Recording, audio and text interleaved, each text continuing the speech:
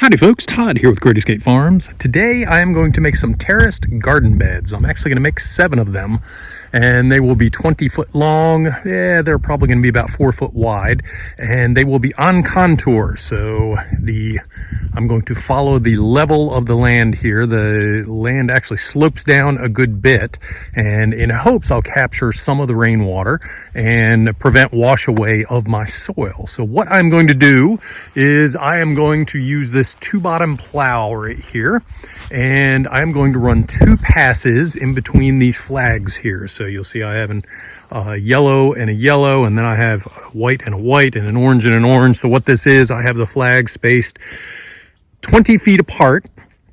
They're 12 foot up from the swale, and the swale is exactly level with contour. So these may not quite be level, but they should be pretty darn close, just because the whole ground is following the same angle down here. So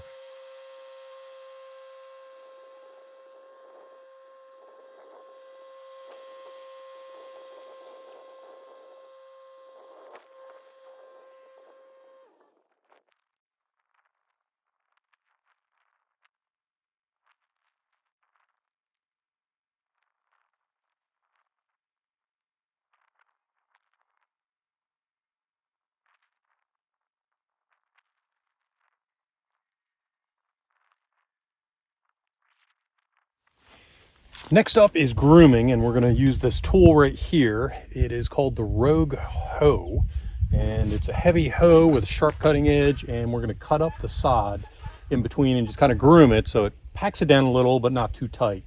It leaves it loose but not a whole lot of air in it, if you will.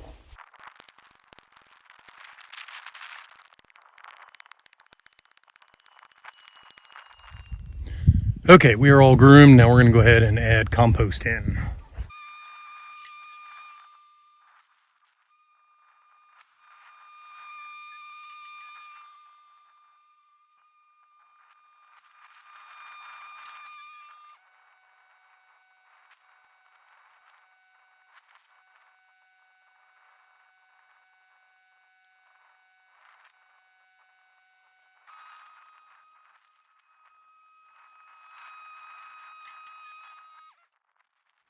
And there you have it, 1 bed groomed and ready to go. So I have all 7 dug out. I have 4 that I haven't even groomed yet. This one has been groomed, and I got part of the compost in. And these 2 here, I got the compost in. And this is the main reason I was doing this fall in a rush to do it, was to get some of my more tender plants in the ground. So this is my nursery stock. I will be digging these up in the spring, but I just needed to protect the root system a little bit. So I wanted to put the actual root system in the ground. So this is a hardy orange, but hardy orange I don't think will survive above ground.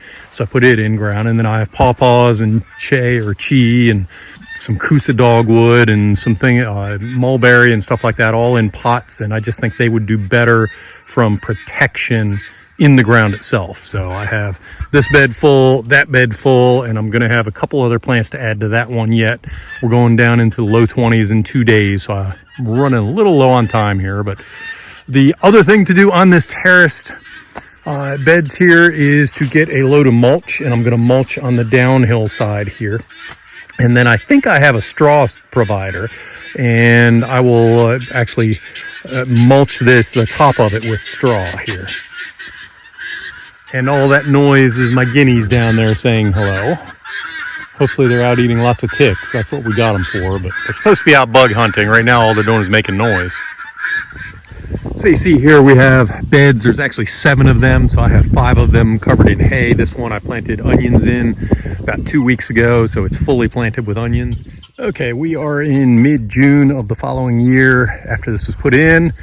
And quick update, so what I put in here was actually composted manure. It was compost, it was horse manure and wood shavings and a number of other things mixed in here. It has been wonderful. So I put it in last fall. The worms have been up in there kind of swapping soil and the compost down, so everything is doing great here. I will post another video later this week on what is planted in these things. So check out the show notes later.